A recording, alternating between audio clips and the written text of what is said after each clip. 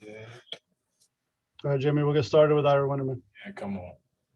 Jimmy, there was a point there where it seemed coach wanted to give you a little longer rest, called 2 quick timeouts after they got the game down, I think within 4, and rushed you back in. At that moment, when you went back in and 24 had dwindled to that, what was your mindset as far as how to close it out? Just win.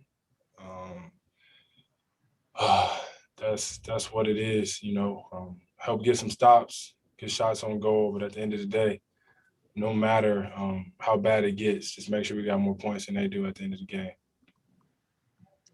And when Bam talked about you guys getting together, was this sort of a collective thought of, not again, especially after what happened last night in Atlanta? I mean, I don't think it got too much to do with last night in Atlanta. It's a new day, new game, new team. We talked about that, let it go, move on. Just had a little bit of a lapse. We won, so I'm not complaining, though. Thank you. All right, next we'll go to Cooper Moorhead. Jimmy, you mentioned it last night, just how important it is for this team to make sure the defense is dictating the offense. I know when you came back in the game in the fourth quarter, you were being aggressive and getting to the rim, but was the important part about turning the thing around is that you guys started getting steals and deflections and stops on the other end? Most definitely. I think that sets you up for some easy buckets in transition, getting guys open shots. It confuses their defense a little bit. But like I said, it's always going to be defense first for us. At least it should be. And if we play like that, we build leads like we did. And when we don't, we lose leads. Next we go to Tim Reynolds.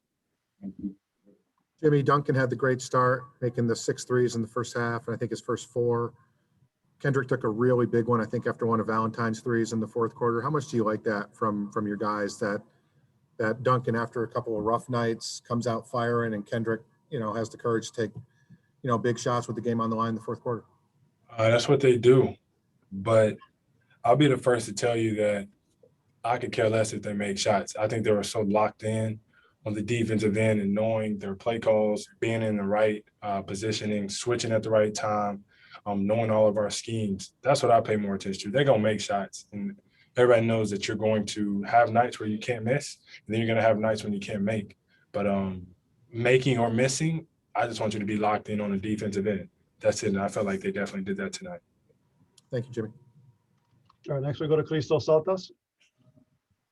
Hey Jimmy, what was the main improvements on your game tonight, and how important is to maintain the effort, especially of your first half? I think the main improvement was just a little bit more physical, turn them over a little bit more, and we were into their bodies. They weren't throwing the ball exactly where they wanted to throw it, and that's how we have to play. We just got to be a team that gets it out the mud. Low scoring game, obviously.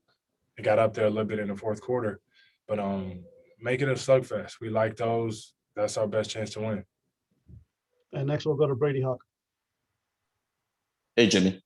When looking at Bam's defensive impact every night, it seems like his defensive player of the year chances are rising. How much do you notice his switching just making teams uncomfortable every night? And what do you think that says about his case for defensive player of the year? I mean, I don't get to vote for him for defensive player of the year, so can't say nothing about that. But I know he loves and he takes the challenge of being able to guard whoever in this league, and he's actually really good at it. I'm pretty sure somewhere the statistics say that he's really good at it.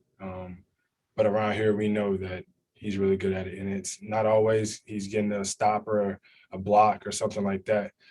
It's tough to have to be in a spot and help and then close somebody out and then be able to guard them. Like, I think that's what people really overlook, and how he's everywhere for us on the defensive end of the floor. And he never complains. I think more than anything, he never complains, and he wants that matchup. Next, we'll go to Barry Jackson. Jimmy, do you admire what Kendrick has done, going from, not playing to now playing again at a high level? He's done that a few times. And has he improved his game in your mind from the guy who started so well last year? Is he even a better player now? I think so. But that's what pros do. You stay ready. Your time's going to be called sooner or later. I don't want anybody to ever get injured, but they happen. And he has stepped right back into the role that he had, and he's performed extremely well for us.